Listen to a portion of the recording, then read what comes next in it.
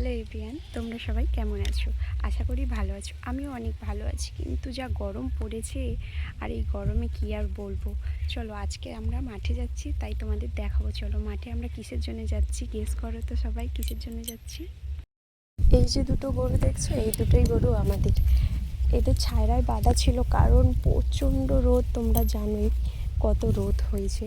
তাই এদেরকে, কি রে রোদ লাগছে, ঠান্ডায় দিতে হবে তোদেরকে। এর সিংটা দেখে সবাই ভয় পায়, কিন্তু এ গুতায় না। এই যে কালো বগনাটা দেখছো, এ একটু বদমাশ আছে, এ একটু বেশি বদমাশি করে। দেখো, এদের খুবই জল তেষ্টা পেয়েছিল, কারণ এত রোদে বাঁধা থাকলে আর জল তেষ্টা পাবে না বলো তো। একটু ছেড়ে দিতে না দিতেই জলাই জল আছে, সেই জলটাই খাচ্ছে।